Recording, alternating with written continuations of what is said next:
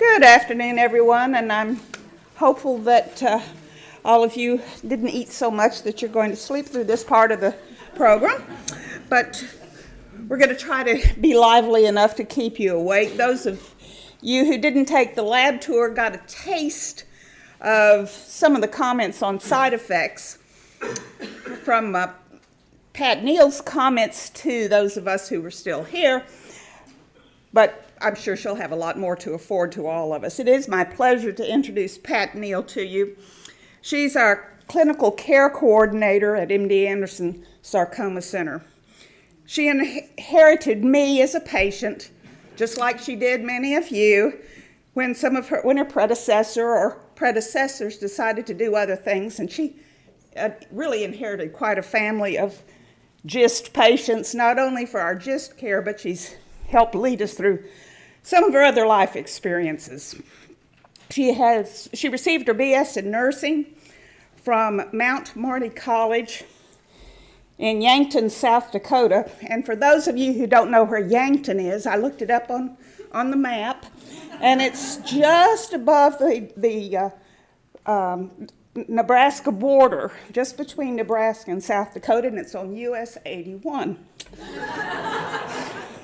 She's been a practicing nurse since 1976, and she's received honors and awards, including Unit Preceptor and the Ethel Fleming Arsenault Award. She also serves as a speaker for institutional preceptorship programs. For those of you who aren't MD Anderson patients, please know that those of us who do have her as a nurse appreciate her as a nurse and a friend. Pat?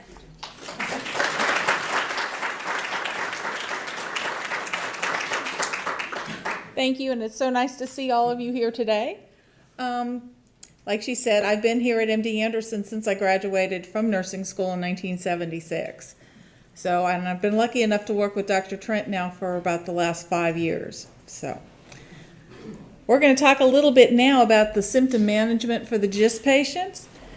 I'm going to run through these fairly quickly so we have enough time for the question and answer. But we're going to talk a little bit about some of the common side effects of Gleevec. And I have them listed here for you. These are by no means all of the side effects, but some of the most common that include like fluid retention, nausea, muscle cramps. We talked a little bit about that in an earlier session. Diarrhea, fatigue. Just running through all the nibs right now, just so you have an idea of what they are and what they look like. This is a Sutent, comes in many different, actually 3 different doses. And you'll see that the side effect profile for the different drugs are fairly similar, although there are some exceptions to that. So with Sutent, you'll find that you'll have fatigue, diarrhea, nausea, vomiting, rash, edema, hypertension, elevation in your blood pressure, headaches, stomatitis, low blood counts. We do watch thyroid function very carefully with patients on Sutent. Here's a picture of the Nexavar. Okay, some of the common side effects with the Nexavar, again, fatigue, weight loss, hand-foot syndrome, and we've got some pictures, so we'll see what those actually look like. Alopecia, loss of hair, diarrhea, loss of appetite, and nausea. Here's the Tasigna, the Super Gleevec, which comes in a blistered pack. Again, common side effects from this include low blood counts, rash, nausea, headache, itching, constipation, and the QT wave changes. This is why EKGs are often recommended for patients that are taking Tasigna. And the EKG is done usually 7 days before or 7 days after. This is one of the medicines we do ask you to take on an empty stomach, okay, as opposed to the Gleevec, which you take on a full stomach, okay. Grapefruit juice is contraindicated in all the nibs because it does affect the absorption of the drug. Now in Tasigna, these capsules actually contain lactulose. That doesn't mean if you're lactose intolerant, you cannot take the drug. It's only for the genetic forms of severe lactose intolerance that you would not be able to take Tasigna. Lactose intolerant patients can still take it as long as you don't have the genetic link on that one. So it'd be something you would discuss with your physician. Fatigue. You guys are the experts of fatigue, not me. You know what it is, feeling tired mentally and physically. It's one of the most common side effects that cancer patients report to their healthcare teams.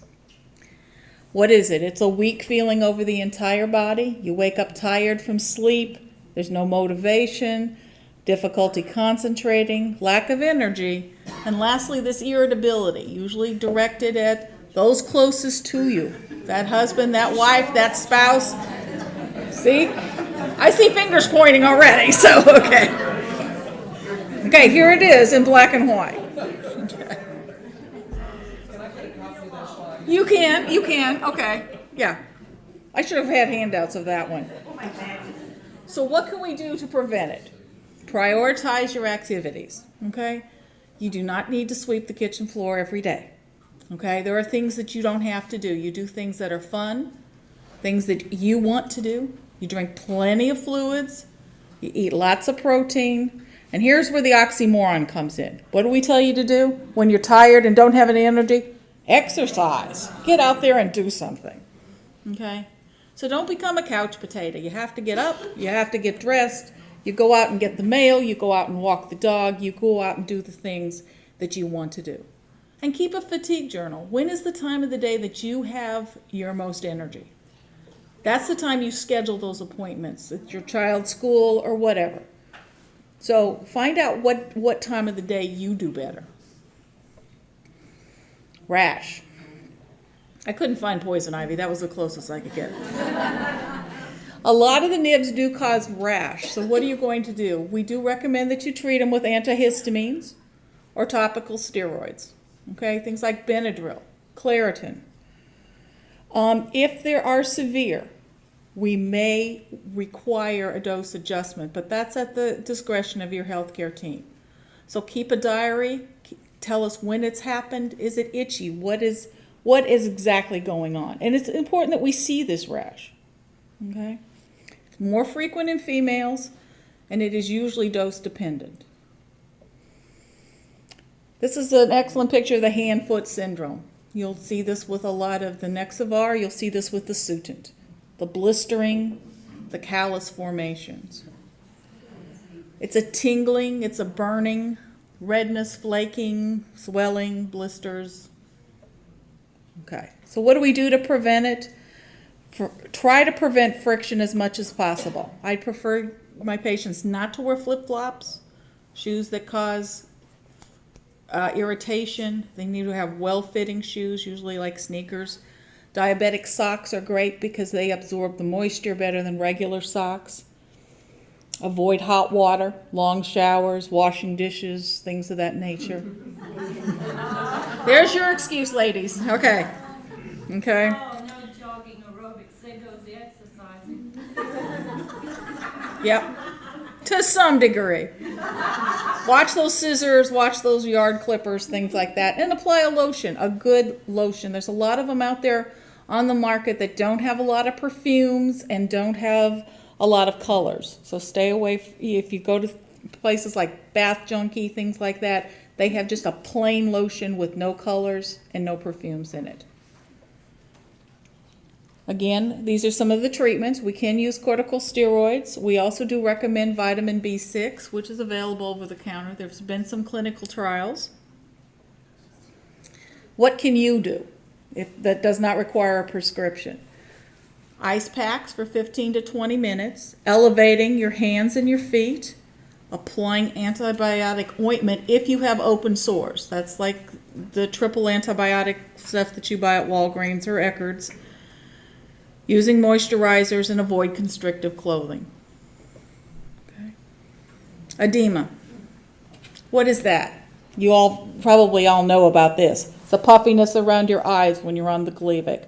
You wake up with these puffy eyes that normally get better as the day progresses. You may have some lower extremity swelling, especially around your ankles.